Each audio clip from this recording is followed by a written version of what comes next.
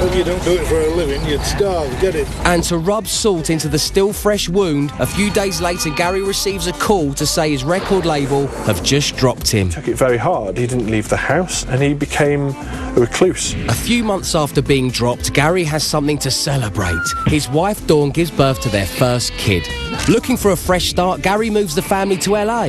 But perhaps America isn't the best place for a man who likes a snack. He ate a lot. I mean, Gary has always had a battle with his eating. So he wouldn't leave the house, he would eat too much, he would smoke way too much dope.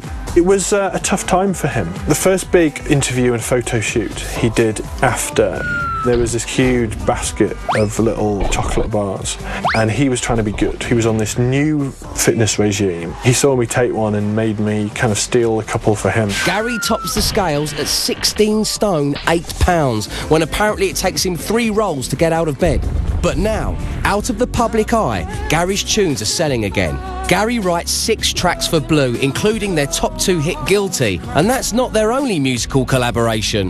The last time that I saw Gary was at Elton John's Stag Do. I was in this play, I was twinkling on this piano, and Gary walked in, and straight away everyone else was standing there, loads of people. He went straight over to where I was with the piano and sat there, oh, check this one out, and started singing me some songs. And it was like, oh, we should do something, and then he got in Take That and blew up, and now I can't get hold of him. So where is he? You know, you've got, you know, wait, too good for us now, Gary. Other Gary tunes include Not Me, Not I for Delta Goodrem, What About Us for John Barrowman, To Love Again for Alicia Dixon, and No One Knows for N-Dubs.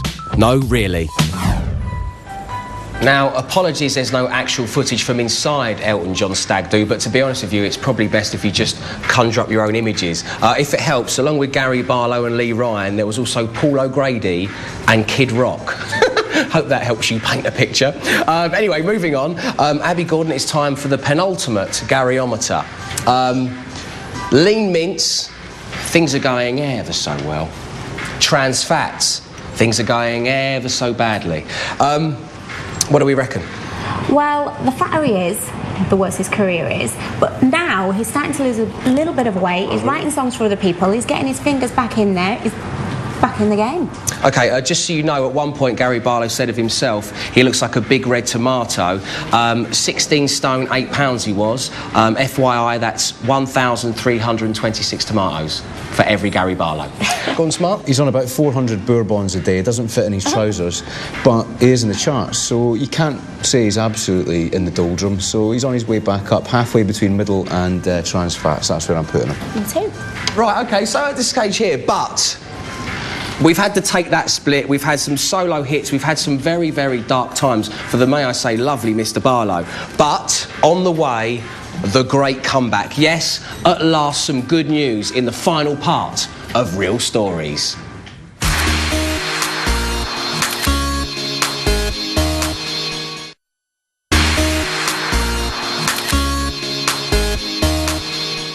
Welcome back to Real Stories, Gary Barlow. We're just chatting Gary. We're just talking about Barlow. It feels like the most natural thing in the world just to be chatting Gary. And we're doing it via stories of people that have known him, people that have loved him, and people that have helped him get back into shape. Joining me as ever in the cafe with the expert opinions from the Sun newspaper and More magazine, respectively.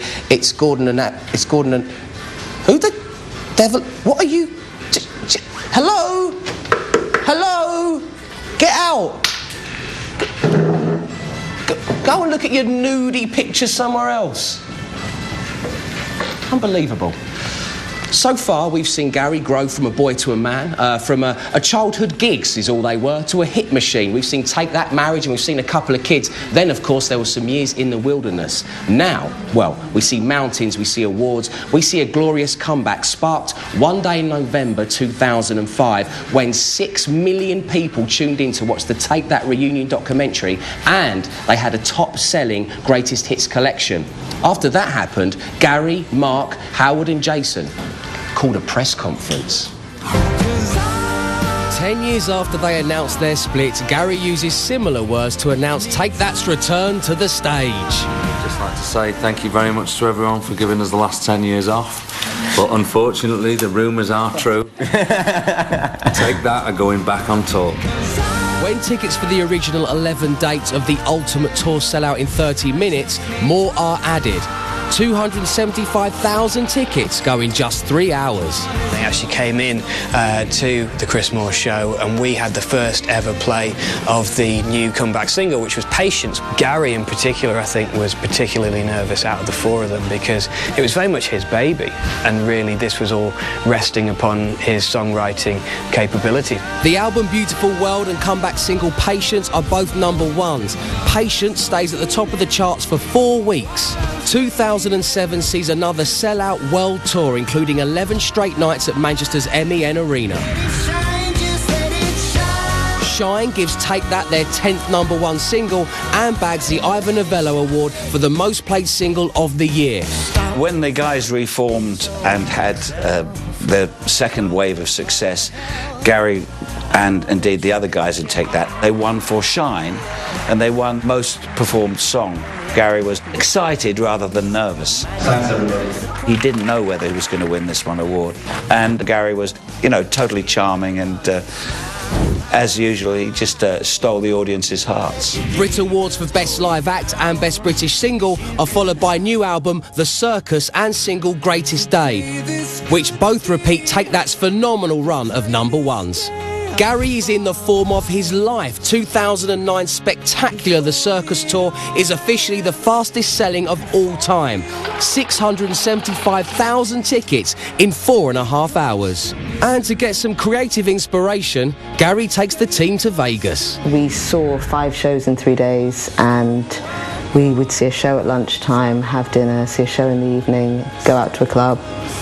And one of the things he had worked out was that to get from the dinner to the show was going to be too slow by taxi in the precision timing he had put together. So we had to walk down the strip, 4 members of Take That and me, and the creative director, Kim Gavin, all following Gary.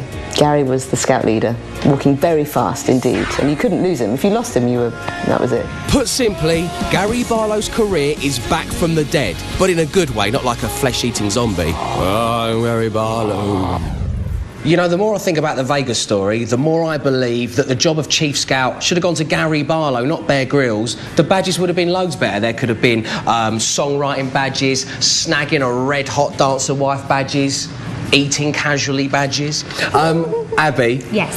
Take That have kept their old fans at this stage, and they've added a generation of new ones. How have they done it, and what was the attraction? Well, they are attractive. When Gary came back on his own, he was like middle-aged. I don't know what happened. But then they came back all together, and they were all fit. And I went to see the circus tour with my little sister, and she didn't really like them the first time around. She was too young, and she was like, whoa, Take That are amazing. I was like, I told you. You're only little, you didn't believe me, and now look, it's just good tunes and fit men. Gordon, you know, was there a big promotional push behind bringing Take That back? And, you know, from a press point of view, did you just think this is going to bomb? There's a bun fight amongst the girls in the office to cover it, so I remember them all sort of elbowing. Which is a good sign already, early doors. Yeah, it's definitely a good sign. You know, Mark Owen had just been in Celebrity Big Brother. I think the response he got from that kind of convinced him it was time to do something. Gary stopped swallowing biscuits, as you said, and swallowed his pride. They did look like the genuine article when they got back together. Well, it's amazing what a nice crisp white shirt, a waistcoat and a bit of designer stubble will do for a man. It's done well for you, Dave. Well, they are my role models, you know, that's why I'm hosting this show. Right, it is time now for another letter from one of you guys out there. This one transcends the Take That times, from old and new. It is from Jan Berrington, open brackets, Mrs., close brackets, who's webmaster of the Gary Barlow fan site and a fan since 1991. I'll read on. I met Gary on the 3rd of November 1997 at Talking Telephone Numbers, hosted by Philip Schofield. Applause Store contacted me asking if I could put out the word as they were looking for an audience of Gary Barlow fans when he was appearing on the show. A man came down the line and asked if Jan and Helen Berrington were in the queue. We let him know who we were and he took us straight in and we had to wait outside a door. The nameplate on the door said, Gary Barlow. Oh, I know. We couldn't believe it. Gary had asked to see us. We spent about 25 minutes with him in his dressing room. Gary was wonderful. Our Helen couldn't speak, but Gary made her feel so at ease and offered her a chocolate.